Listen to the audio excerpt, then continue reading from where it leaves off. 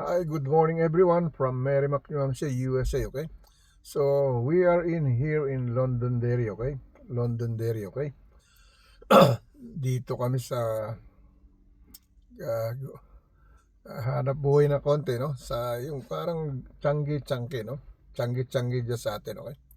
So, para naman makakuha miski konting pera, okay? Suporta sa aming buhay, okay? So, once again, please join me in my daily bread, no? In my daily bread with devotion, healing, prayer, with Jesus calling, with the promised blessing. The promised blessing of God is the word, no? The word, yung ating tinutungan, yung ating ginagawa, tinutulugan, hinihiga, no? Tinatakbuhan, kumakain, naliligo. Yan ang ating the promised land of our God to all of us, okay? It gives to other grandfather Eve and then grandfather Aden and grandmother Eve, okay? That's the way it is, alright? So please once again, join me to feed ourselves with the holy gospel word of God, the holy, glorious, precious word of God from the holy sacrament of book of Bible, just to feed our Holy Ghost with the Holy Spirit of God. Kaya sinasabi ko, let's feed our Holy Spirit, no, with the gospel word of God, no. And always I said, and then always say thanks to God, no. I always say thanks to God, to the Lord Jesus, no. Amen. I thank my God upon every remembrance of you here in my mind, here in my heart, no, and in my soul, okay? That we are all the children of God. We are the partakers of His grace and blessing from the holy sacrament of book of Bible. The all good news from how to save our Holy Ghost with the Holy Spirit of God.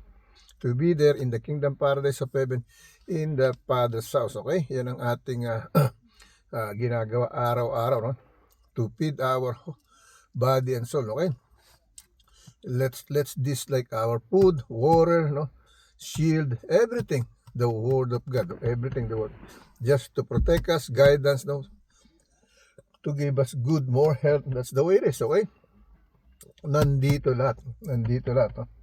Just to take a void, not to make sin, okay? It's here already, all the message of God. Okay? Now, to all the birthday celebrant, I said just then, I'm gonna make a shout out, no? Pa hindi nangyari, okay? But there's a time, no? I will mention all your name, okay? I make a screenshot already, no? So who is to greet for? One, probably today, maybe later, no? I don't want to promise again, no? Because when I promise, sometimes it didn't happen, no? It's not nice, no? I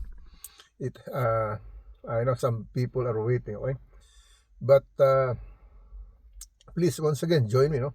In my general compassionate service to the Lord God, no?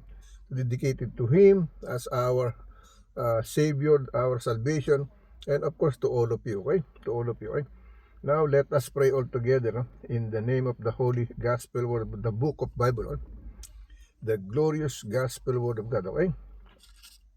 Ayan ang ating binabasa ngayon, okay? So pray tayo, okay?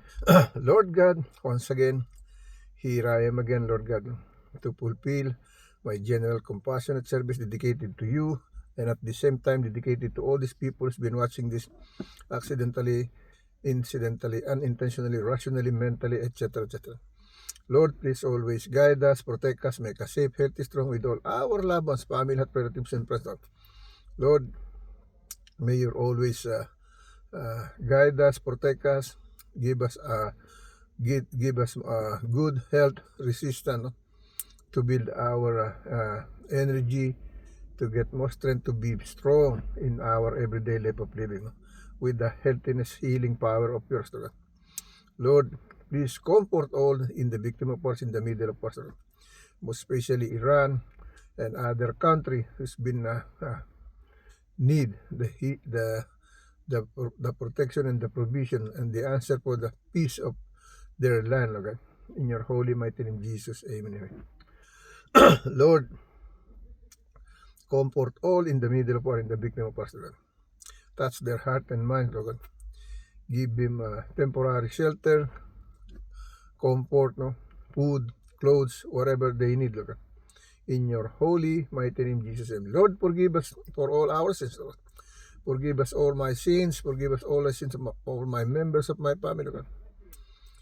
Lord,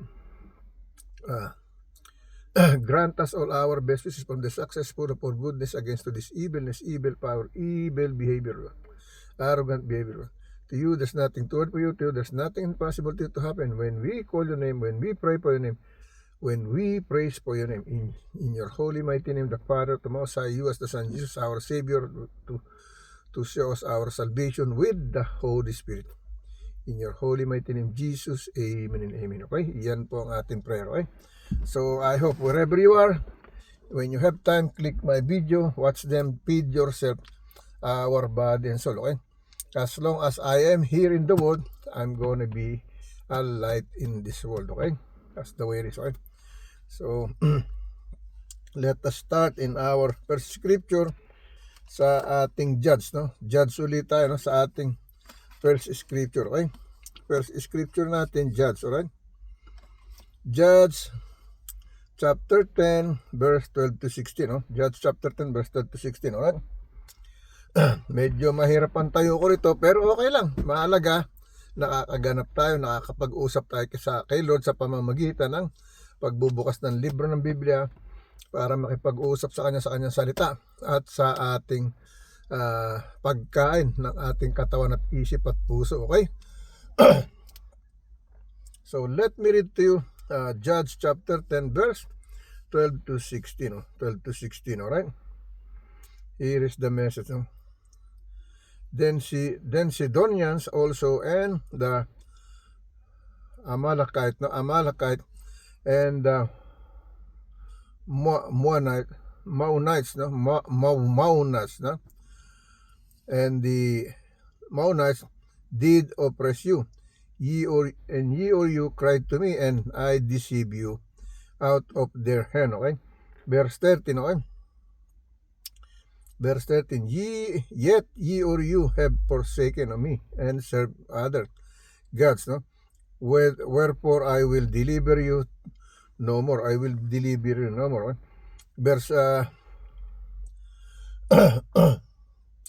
Verse 40, no? Verse 40, no? Go and cry, no, unto gods which ye or you have chosen, no? Let them deliver you in the time of your tribulation, no? Verse 15, okay? Verse 15, and the children of Israel said unto the Lord, we have sinned, go thou unto us whatsoever seemeth good unto thee, deliver us only, we pray thee this day. Okay? So last verse natin, 16, okay? 16, okay? And they put out the strength gods from among them, no? and served the Lord, and his soul was grieved for the misery of Israel. Okay, yan ang sa ating Judge chapter 10 verse 12 to 16. Okay, basahin natin sa Tagalog version. Tagalog version is mga hukom, no? Pahina 10, versikulo 12 hanggang 16. Okay, mga hukom. In Spanish, no? Juzgado, no? Kapitulo 11, versikulo 12, kapitulo 10, kapitulo 10, no? Juzgado, kapitulo 10, versikulo 12 hanggang 16, okay? So here is in the message in Tagalog version, my international language, my country, and then second language is English, okay? Here is the Tagalog version. At sa Tagalog version, ang mga Sidonyo man at ang mga Amalekita, no? At ang mga Moanita ay pinaghari rin sa iyo, no? Kayo'y dumaing sa akin, no? At pinabaging laya kayo sa kanilang mga kamay, no? Ginawang laya, no? Nung nanalangin, umiyak, narinig sila, pinalaya sila, okay? Verse 30, no? Gayon may pinabayaan ninyo ako at ako'y naglingkod sa ibang mga Diyos, no? Kaya't hindi ko na kayo palalayain, okay? So nagmatigas ang tao, ibig sabihin, no? yung sinabing wag sumamba sa Diyos-Diyosan, sumamba pa rin, okay? Nalaman na nila, may nagbalita na sa kanila, hindi nila paniwalaan kasi matitigas ang ulo nila, ayaw nila madisiplina, ayaw nila masaway, ayaw nila maturuan sa tamang daan ng pagsampalataya at paniniwala, no? At pagsamba, okay? Sa tunay na Diyos na Espiritu Santo, okay? So basahin natin ang versikulo 4. Kayo yumaon at no? Sabi ng versikulo 23, no? Gayon may pinabayaan ninyo ako at kayo'y naglingkod, no? Sa ibang mga Diyos, no? Diyos-Diyosa, no? Kaya't hindi ko na kayo palalayain, okay? So bahala kayo, pababayaan kayo maging alipin, ibig sabihin, no? Verse 15, no? Verse 15, no? Verse 14. Kayo yumaon at dumaing sa mga Diyos na payong pinili, no? Ngunit ito, no? Ang sabi ng versikulo 15, no? At sinabi nga ng mga anak ni Israel, Panginoon, kami ay nagkasala. Gawin mo sa ano? Ang sabi ng versikulo 14, kayo yumaon at dumaing sa mga Diyos na inyong pinili, no? Palayain kayo nila sa panahon ng inyong kapighatian, okay? Ibig sabihin, yung mga Diyos-Diyos ang sinasamba, no? Diyos-Diyos ang sinasamba natin, ano ba, mapapalaya ba tayo? Maisasalba ba tayo? Yun ang ibig sabihin, no? Pero sabi niya, sige lang, kasi malaya naman kayo sa akin, no? Kaya lang, sinabi niya na yung tama at ang mali, alam na natin, tuloy-tuloy pa rin tayo. Yun ang ibig sabihin, okay? So, hindi tayo nag-uubay, nagiging disobey tayo, okay? Hindi tayo sumusunod, tayo taliwas sa kanyang kagustuhan, okay? Pati yung Israel na yan, okay? Ang sabi ng versikulo 5, at sinabi nga ng mga anak ni Israel, Panginoon, kami ay nagkasala, gawin mo sa amin anong mang iyong mabutin. Isanasamo namin sa iyo na iligtas mo lamang kami sa araw na ito, okay? On that day, he asking to save them, okay? Versikulo 16, okay? At kanilang inihiwalay ang mga Diyos ng iba sa kanila, okay? Sa kanila at naglingkod sa Panginoon at sa kanyang kaluluwa ay nadalamhati dahil sa karalitaan ng Israel, okay? Yon, nagbalik loob sila, nagkaroon ng pagbabago, okay? Now, let me read to the other scripture chapter and verse, okay? Kaya meron tayong Biblia, para tayo gabayan, para tayo turuan, no? Hindi para tayo konsintin sa ating mga kamalian, no? Sugal, alak, babae, pagpatay, pagdanakaw, no? Yan po yung mga kasalanan, no? Pakikiapid sa lalaki at sa babae sa hindi mo tunay na asawa, okay? Sinasaway tayo sa mga ganyang bagay, okay? Huwag mapanlamang, huwag manakit, no? Kung hindi mapagpatawad, mapagbigay, matulungin, okay? Maawain, no? At mapag-aba sa kapwa. Yan ang mga gusto ng mga Diyos na batas, okay? Tapos kung maiwasan mong walang bisyo, walang alak, walang sigarilyo, huwag dumihan ng katawan ng tato, no? Ako po nagkatato. Nagkatato ako dito, yan, no? Meron din po ako sa katawan. I'm not gonna lie to you, no? If you think I'm good outside, yeah, maybe, no? But the inside is much better for me now, no? Than before, okay? Hindi ko nga akalain po, sa totoo lang, no? To tell you the truth, no? I thought I was clean. I don't involve too many women. And then when I realized, I have to count it. No? But my life is changing. No? My life is changing. No? But I didn't go to other woman because of this and that. No? It's part of my singleness, no? Yung pagkabinatil o pagkabinata, okay? Yun ang totoo, no? Okay? Alright? Yan po ang totoo, okay? So, yan po, tayo dumako na sa ating ano, pero sabi ko kay Lord, hiningi ko ng tawad, tinanggap ko siya, nagsisi ako sa mga pagkakasala, at yung mga sinamba ko mga Diyos-Diyosan sa pulbata hanggang sa umabot ako sa ganitong decade, no, sa ganitong edad. Then God called me, no? Hindi po ako ang taong sinasabi ko, iniulit ko sa inyo, galit ako dito, naiinis ako dito. Pumupunta pa lang sa bahay, papasok pa lang sa harapan ng pinto, nasa labas na ako sa kalilikuran ng pintuan namin. Ayoko makinig, ayoko mapangaralan, no? Kaya po ako dito na, nagsasalita na sa inyo ng katotohanan, no? Sinagip po ako ng Diyos, okay? Sinagip ako ng Diyos, no? Sinagip ba ako para yumaman, magkaroon ng lupa at bahay? Hindi. Ang sinasagip niya sa akin, hindi yung yaman ko, hindi ko anong meron ako sa buhay ko. Ang sinasagip niya sa akin, okay, ay ang aking kaluluwa, ang aking pagkatao. Yan po totoo yan. Pag ako'y namatay, alam ko na kung saan ako pupunta. Sinisiguro ko na. Alam ko na kasi may guide na. Ginaidan niya na ako. Iniligtas niya na ako, nilibdan niya na ako. So, what do I have to worry for, no?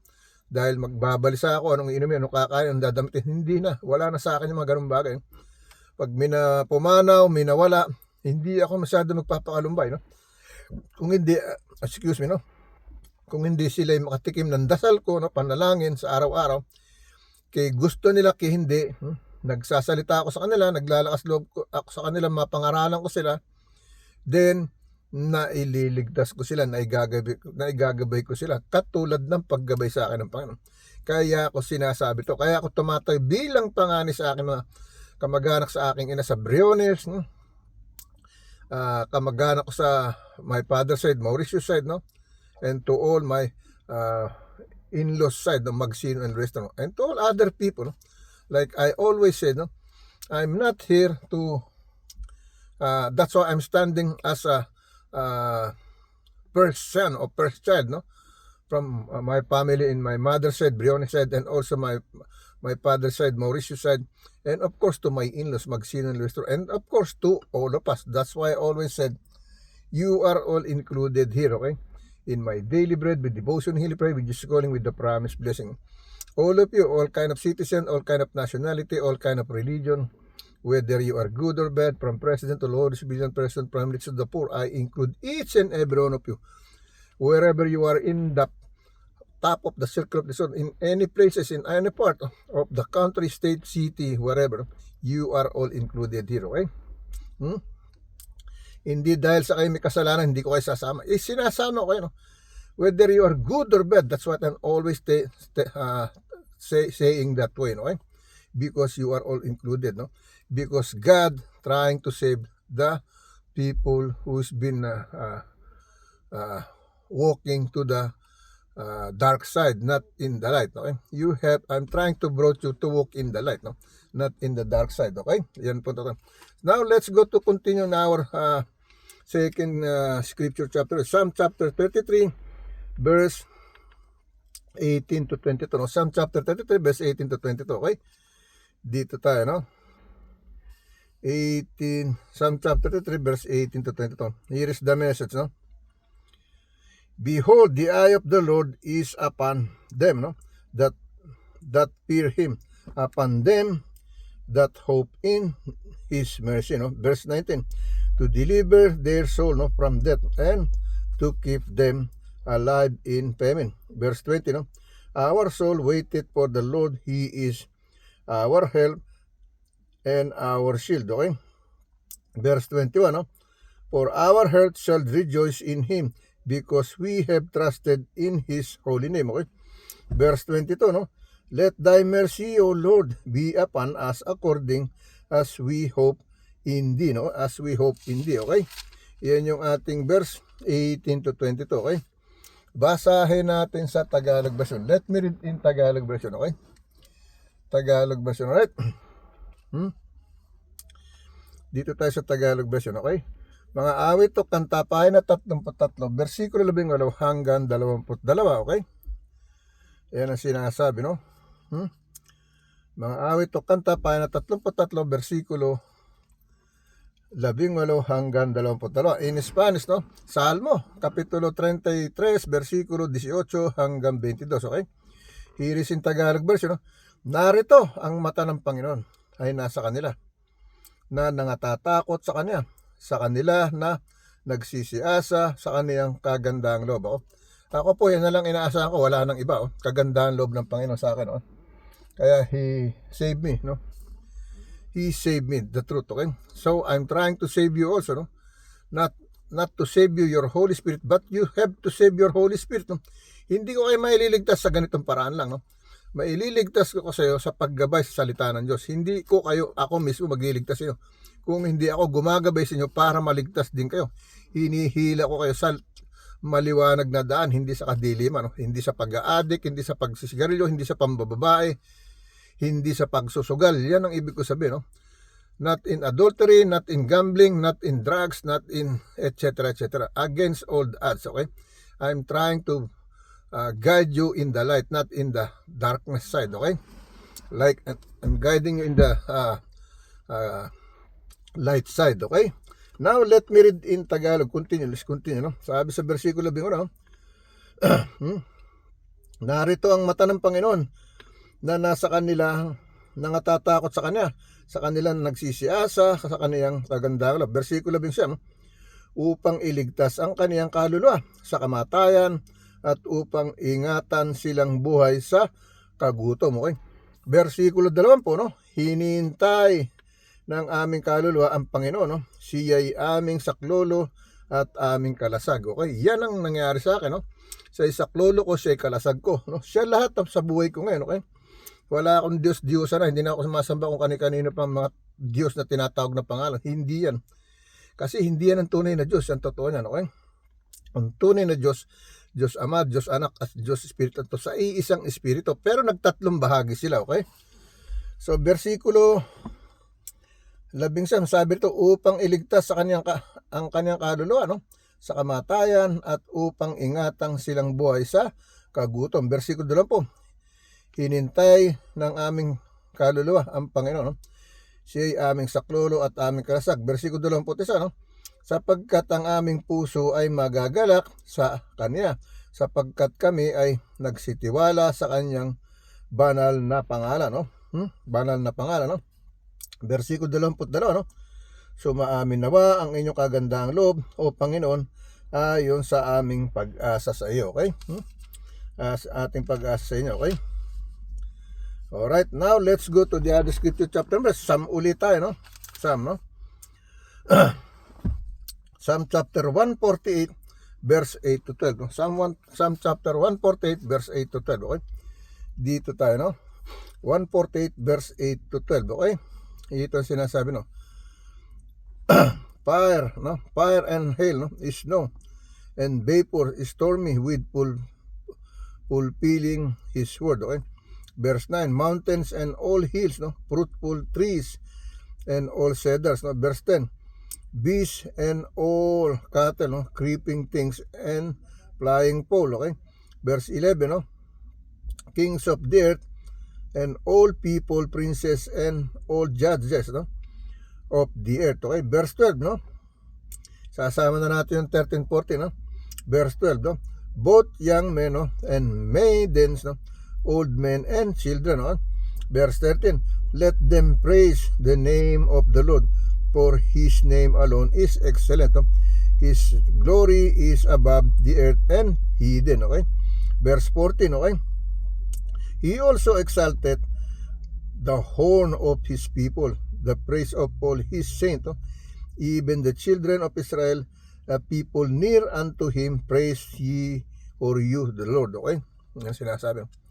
Remember, no, when you watch my video, sometimes it depends on my written work, no? Sometimes different my written works, okay? Tandaan niyo po, no? Magkaiba, may pinagkaiba, alright? Kasi sa aking service nadadagdagan. Kumbaga nakita ko, if I see some two more scripture down from the list, sometimes I add one chapter, no? And I didn't change what I write in the paper, no? That's why you watch my written paper, and then sometimes you gonna watch my video, because in the video there is more extra explanation how to guide you by the word of God.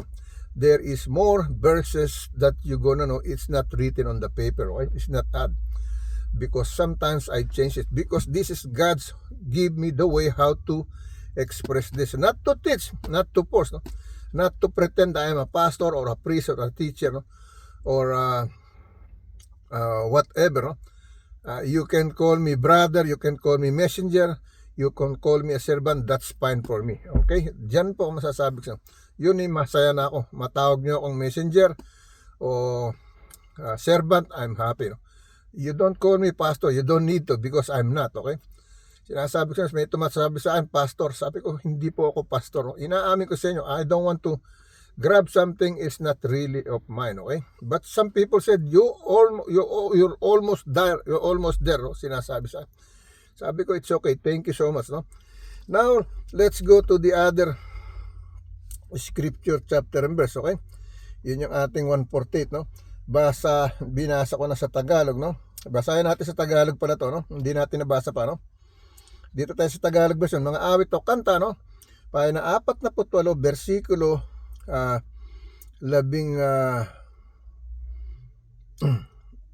at saka 12. Ginawa naman nating 14 to, no?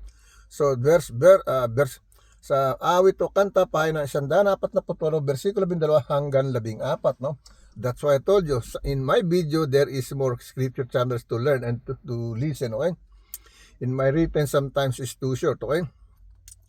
Here in Spanish, no? Salmo kapitulo 148 versikulo 12 hanggang 14. Okay? So there is more additional word, scripture, okay? Verse, okay? There's more verse in one scripture, no? So let me read in Tagalog verse, no? Mga binata at gayon din ng mga dalaga, mga matanda at mga bata. So lahat, no? Included lahat. Binabanggit kasi rito, no? Ang sabi rito, no? Mga binata at gayon din ng mga dalaga, mga matanda at mga bata, no?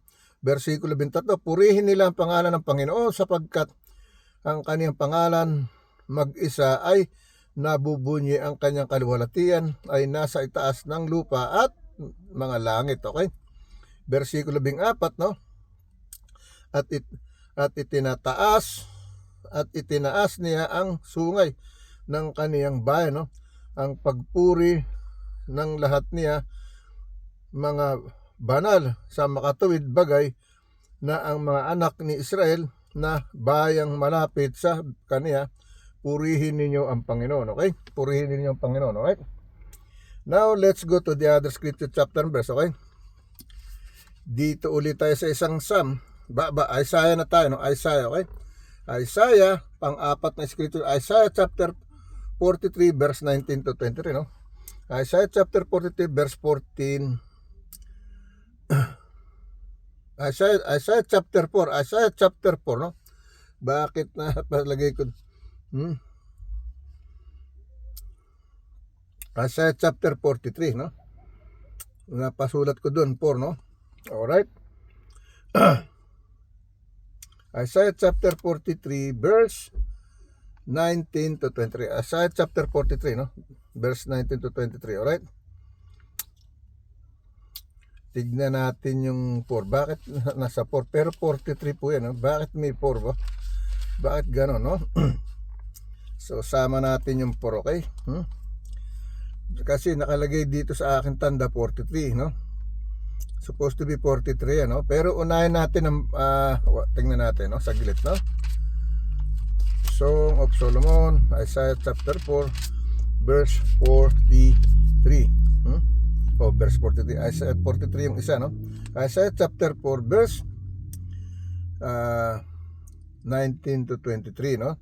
So wala namang 19 to 23. So it means to say hanggang ano lang to, okay? So basahin natin tong Isaiah na to, idadagdag natin sa video, no? Sa video.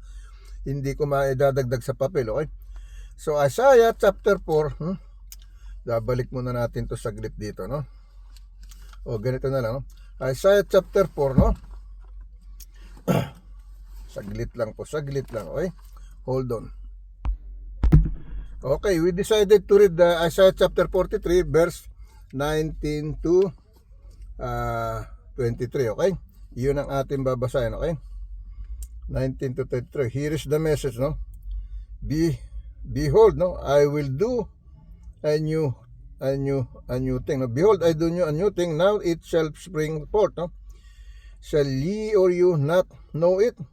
Will even make a way in the wilderness and rivers in the desert. Verse 20. No? The beast of the fields shall honor, no?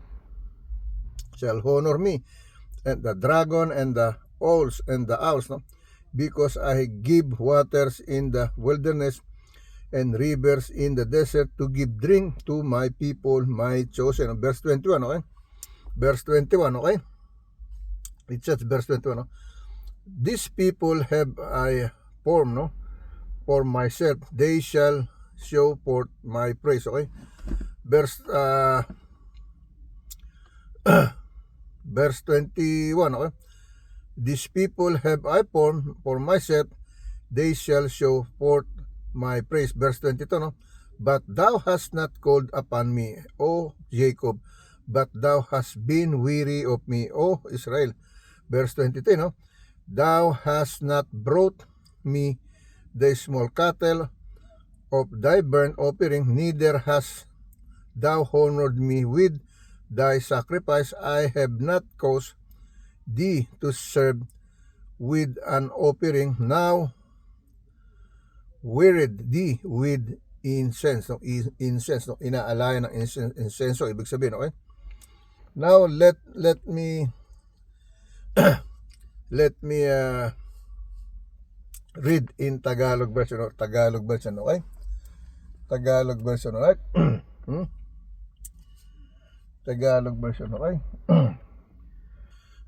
Dito tayo sa Isaiah, no? Isaiah, pahina 43, versikulo 11 hanggang 23, okay? Okay, yun ang binasa natin, no? Basahin natin sa Tagalog version, no? In Spanish, no? Isaiah kapitulo 43, versikulo 19 hanggang 23, okay? Here is in Tagalog version, no? Narito ako'y gagawa ng bagong bagay, no? Ngayon, yaoy lalabas, hindi baga ninyo malalaman yaon, no? Hindi baga malalaman ninyo yaon. Gagawa rin ako ng daan sa lupang masukal at mga ilog sa ilang, okay? Versikulo 2, no? Pararangalin ako ng mga hayop sa parang ng mga sakal at ng mga abestros, no? Sapagkat ako'y magbibigay ng tubig sa lupaing masukal at mga ilog sa ilang upang painumin ang aking bayan na aking pinili. Versikulo 21, ang bayan na aking inanyuan para sa aking sarili upang kanilang mahayag ang aking kapurian. Versikulo 22, gayon may hindi ka tumawag, no? Gayon may hindi ka tumawag sa akin, O Jacob, kundi ikaw ay nayamot sa akin, O Israel, okay? So parang nainis pa sila sa Panginoon, okay? Versikulo 23, hindi mo dinala sa akin ang mga tupat, no? Kambing na iyong mga pinakahandog na susunugin o pinaralangalan, no? O pinarangalan mo man ako ng iyong mga hain, no? Hindi kita pinapaglingkod ng mga handog o niyamot man, no? Kita ng kamangyan, no? Kita ng kamangyan, okay? Kamangyan, yung mga insenso, okay? So ibig sabihin, hindi man lang siya nag-alay, nagbigay kahit papaano, no? Sa mga biyayang natanggap niya, ibig sabihin, okay? Now let's go to our second video, okay? Let's go to our second video, okay?